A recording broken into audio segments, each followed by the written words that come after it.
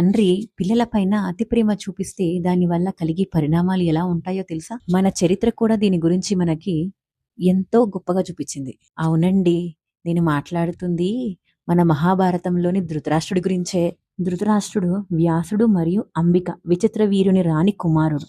వారసుల కోసం వ్యాసుడు అంబిక వద్దకు వెళ్ళినప్పుడు ఆమె భయంతో కళ్ళు మూసుకుంది. అందువల్లనే ఆమె కుమారుడైన ధృతరాష్ట్రుడు పుట్టుకతోనే అంధుడిగా జన్మించాడనమాట. ఆయన అంధుడైనప్పటికీ భీముని కన్నా చాలా బలం కలవాడు. గాంధారిని వివాహం చేసుకున్నాడు.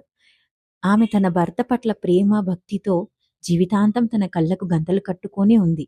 వారికి 100 మంది కుమారులు, అదేనండి మన కౌరవులు, మరియు ఒక కుమార్తె, ఆమెనే దుశ్శల ఉన్నారన్నమాట. చెప్పాలంటే అతని దృష్టిలోపం వలనే పాండవులకి కౌరవుల మధ్య యుద్ధం జరగడానికి కూడా ఒక కారణం. అతను తన కుమారులపైన చూపించిన అతి ప్రేమనే యుద్ధానికి దారితీసింది. అతని పెద్ద కుమారుడు అంటే దుర్యోధనుడు అంటే అతనికి అమితమైన పిచ్చి ప్రేమ. ఆ పిచ్చి ప్రేమ ఎలా అంటే, దుర్యోధనుడు అహంకారి, అసూయాపరుడు, క్రూరుడు అని తెలిసినా కూడా వాటిని వారించకుండా సమర్థించుకుంటూనే వచ్చాడు చివరి వరకు. విదురుడు, భీష్ముడు మరియు కృష్ణుడు దుర్యోధనుని అన్యాయాల గురించి ధృతరాష్ట్రుడికి హెచ్చరించారు. కానీ వాటిని ఏ రోజు లెక్క చెయ్యలేదు అతి ప్రేమ వల్ల. యుద్ధంలో పాండవులు గెలుస్తారని తెలిసినా తన కుమారుడు దుర్యోధనుని మాత్రం ఆపలేదు.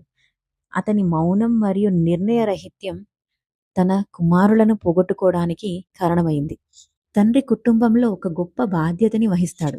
ధృతరాష్ట్రుడి కథ వలన ప్రతి తండ్రి తెలుసుకోవాల్సింది ఏంటంటే, ప్రేమలో అంధులు కావద్దు.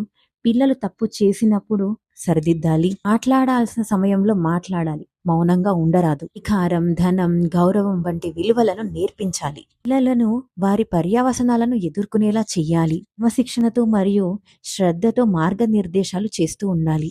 తండ్రి సరైన మార్గంలో నడిస్తే ఆ కుటుంబం మొత్తం సరైన మార్గంలోనే వెళ్తుంది కదండి. Please like, follow the page.